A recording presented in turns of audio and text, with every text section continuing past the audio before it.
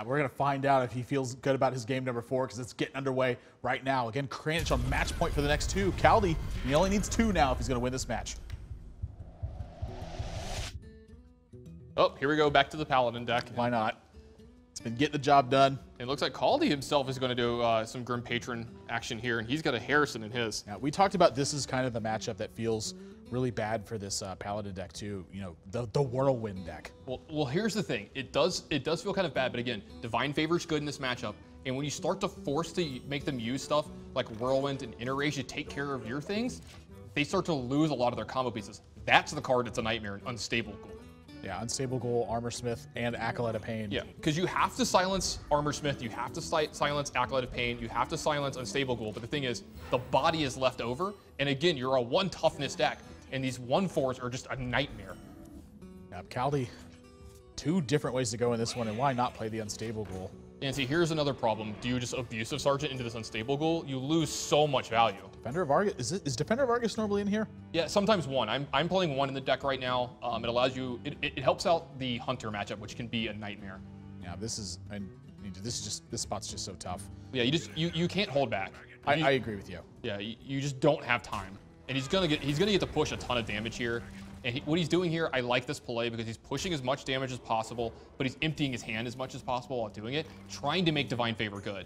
And you might see Kaldi even use Inner Rage here. Yeah, Inner Rage on a 2/1, not his favorite spot in the world. I think it's probably better invested into a Grim Patron, but certainly worth the consideration. It's worth the consideration because here's the thing. If you survive and get a good enough board state, even Divine Favor isn't an out sometimes. Yeah, Muster for Battle. Another card that's just great in this matchup, you know? I'm being sarcastic, by the way. I was like, I don't know if it feels you get to, you know, do it with Knife Juggler sometimes. You get to combo those cards out, but I mean, look at the boards they present to you with this. They have Armor Smith, Acolyte of Pain, Grim Patron. Do you really want to be doing that in this matchup? Kranich, he's just got to push and pray here.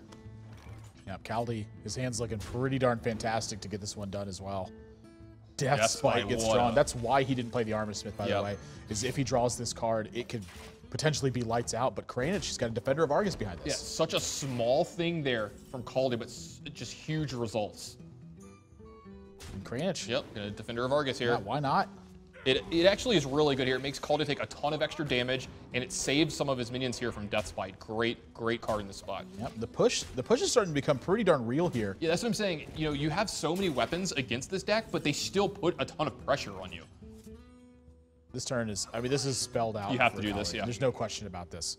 So, actually, he's going to get this whole board. Yeah, the matter of this is whether or not Kranich can actually race what's happening right now. With the Blessing of Might in his hand, he does have that little bit extra damage push, but is that going to be enough? It might not be just yet. You got to see what he draws over the next turn or 2. He still needs, oh, there we go. That's a big one. I think that was actually maybe the card that could pull him back into this game. Now, here's the thing. What do? Do you Blessing of Kings and Blessing of Might here? Do you just move all in on your guys? Well, if you're going to Blessing of Kings, you're Blessing of Kings the taunt guy. Yeah. That's for sure. And then do you Blessing of Might's the Defender here?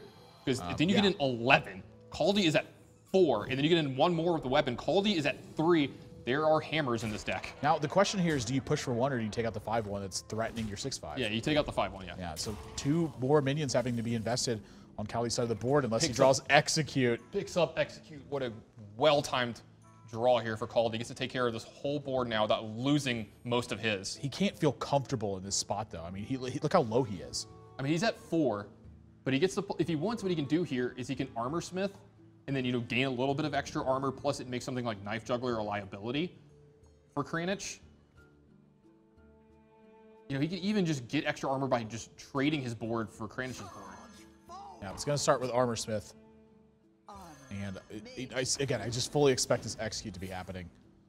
And this is the spot that Kranich is going to have to fight through. Kaldi actually leaving himself a little bit vulnerable. Like 4 damage. There's a couple top decks here to end the game. Yeah, 4 damage ends the game. Arcane Golem ends it. Muster for Battle does not, unless 1, 2, 3. He would have to get. No, not even perfect juggles are going to save him in this spot. I think Kaldi has just taken full control. Well, yeah, the thing is, you might see Kranich not play anything here, just to keep Kaldi around this life total and just hope to God he can find a way to finish it off from here. Because, yeah, I was going to say, if he makes anything, he just plays into what Kaldi's trying to do. And well, that's sealing the deal. Yeah, this that's going to... This game's done. Yeah, Whirlwind plus Battle Rage is just going to be way too much. Yeah, plus, he could even replace his Death Spite for the Fiery War Axe and just get all the armor he wants. Kaldi's forcing a game 5 here.